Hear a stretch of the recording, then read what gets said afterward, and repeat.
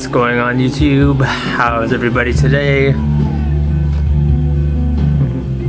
It's good to hear. So today we're going to talk about this band called Snapcase. This is their 2002 album called End Transmission. It's their fourth album. It was released on Victory Records.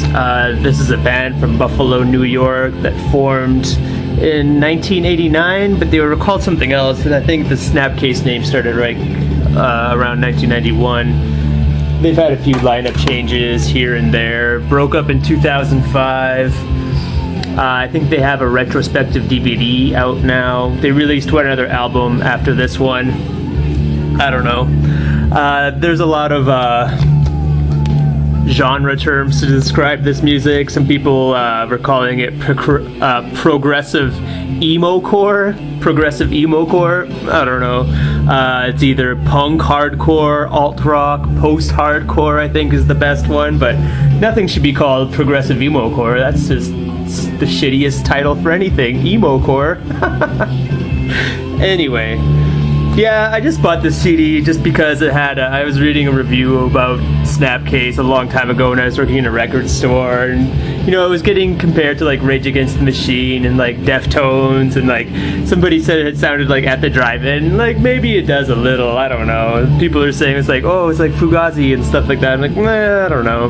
Like I was a pretty big Deftones fan, so I enjoyed Glassjaw and like all these other kind of like quasi-hardcore kind of things. So it's like, But yeah, this wasn't all that great. It doesn't really hold the candle to like Glassjaw or Deftones, in my opinion, or At the Drive-In. It sounds kind of like this one band, Watered Down, like this. We all know the band Thrice and stuff. It kind of has that kind of vibe to it. Like it's a very fast-paced album. It's very loud. It has distorted guitars and, you know, melodic hardcore and all that. It's supposed to be a concept album too, about like futuristic cities. It's supposed to take place in the year 2071. Why they picked that year, I don't know. But it's supposed to be all about, you know, evil corporations and assimilation of the middle class and society, and like be all about rebellion and escaping oppression, anti-establishment and all that. And it's like sure, but yeah, I don't know. Like lots of people are saying how innovative these guys are and how like, you know, emotive they are and how emotionally charged all their songs are. I'm like, maybe.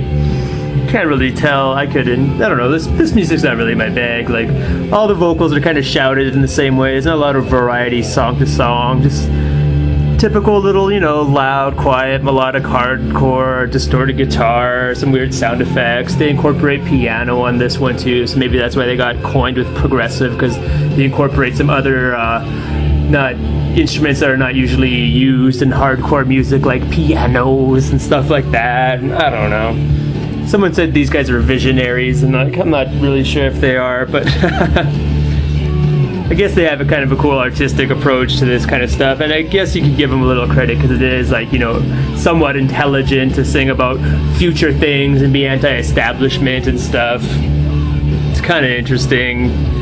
But yeah, I guess these guys are very influential too. Snapcase is supposed to be this big influential band that influenced a lot of other bands. That's terrific. I think that's great. I also read that these guys are members of the New York straight edge scene, so that's always a good thing. This album's 13 songs, 46 minutes, not a lot of variety, just some, like, you know, really energetic, you know, anti-establishment, somewhat, you know, somewhat safe sounding. I don't know. Someone said this stuff was like dangerous and furious. I didn't get the whole dangerous, furious vibe at all. I just got somebody trying to sing about something, you know, with a little bit of urgency about, hey, think for yourself. Big corporations are bad. Like, who doesn't know that? I don't know. But yeah, it's totally geared towards, like, you know, mall kids and, you know, hardcore kids are into this kind of, I don't want to say it's overly mainstream sounding, but it is a little. Like, there's nothing too controversial on here. There's no like parental advisories or anything like that. Nothing overtly edgy or anything. It's a few quieter parts where the singer sings through a megaphone. Like, song structures are somewhat complex, but you know, it's been done before. This whole hardcore, you know, angry metal incorporated sound, whatever. It's politically charged, blah blah blah. Not much in the way of artwork, just some funny barcode. Booklet opens up, and then when you open up the booklet, the lyric sheets actually come out. Like, yeah, it's got some kind of smart lyrics, I guess. It's like political kind of stuff.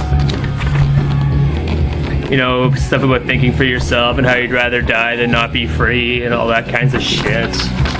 Yeah, Snapcase, I guess if it's your kind of thing, you could do a lot worse than Snapcase.